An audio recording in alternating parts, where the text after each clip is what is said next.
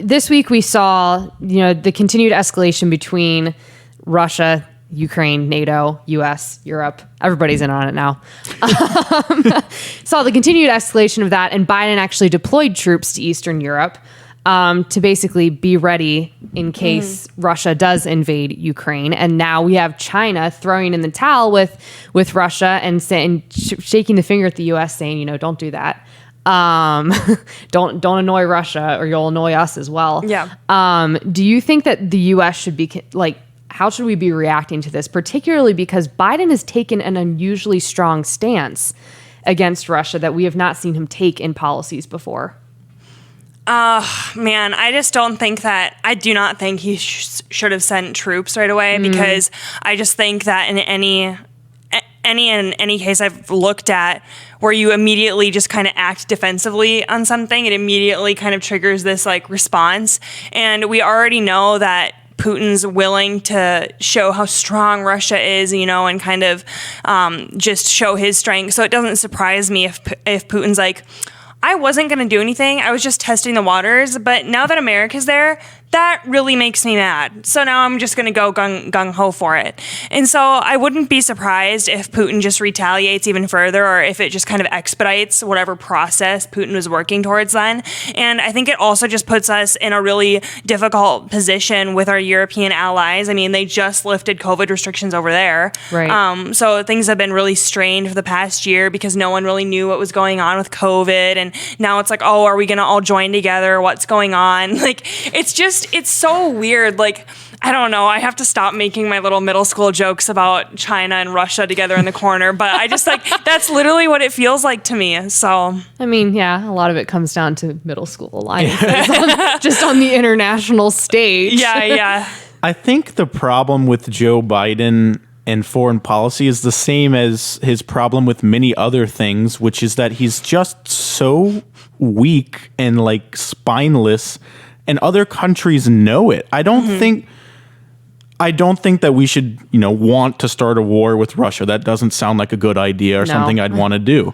And if sending troops over there is going to exacerbate tensions, then that's something obviously that you have to be careful of.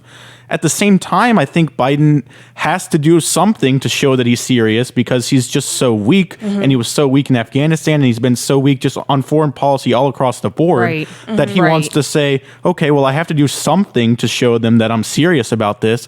I think he's kind of caught between a rock and a hard place because of, honestly, how bad of a president he's been.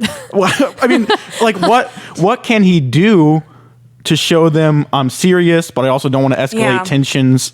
He's just so unscary that I don't know what he could do. Well, and I feel like it's literally poking the bear. You don't know for sure what it's going to do, but it's I just don't think it's going to end well one way or the other, because we just got our troops back from Afghanistan, and we still have hundreds of people left back there, but we just got our troops back, and optically that's what they want to say. And now it's just reverting to going back to Russia. And I'm not a foreign policy expert, but I do know there were a lot of people saying that after he pulled out of Afghanistan, that really did shake up the Middle East and Europe and made things kind of unstable there. So I wouldn't be surprised if someone who's way more intelligent than I am can probably point to how that instability kind of led to this broader issue with Russia. But right. Well, the hilarious thing is that after Biden took a stronger stand and poked the bear against Russia, China, by doing this little agreement at the Olympics with Putin, saying that they'd be on their side, basically neutered President Biden, because now his only two options are to literally start war. His idea of economic sanctions against Russia are now worthless, because they don't care. They about wouldn't care sanctions in the first place, and now China is like, oh, if the U.S. sanctions you, we got you. Yeah, no problems. We'll support you in that. So poor Biden. Sometimes I almost feel a little bad for him that just. sometimes he tries, but he just can't get anything right. Yeah. It continues to come back on him time and time again. I don't even feel bad for him. I feel bad for America. Yeah. Because yeah. I think we're seeing the repercussions of what happens when a lot of people just vote based on feelings and no more mean tweets. And now you're seeing the real life implications on a strategy front, because no one can tell me that Trump had as significant international relations issues as Joe Biden has. Like, we're seeing the implications now. And so it's like, it's your people who you put in as advisors. They're clearly not doing anything. You're clearly not being successful. You have people leaving the administration. You have 3 diplomats leaving for the Iran deal. Now you have Kamala Harris, speechwriter, leaving after other people have fled. So it's just an utter disaster. And so, I don't know. It's disgusting. I mean, Trump wasn't a great foreign policy president. He wasn't like an expert, but he wasn't on the brink of starting a war with anyone. I mean, probably one of the biggest criticisms that I can remember of foreign policy during his tenure is when he met with Kim Jong-un, which, I mean, okay, he met with him.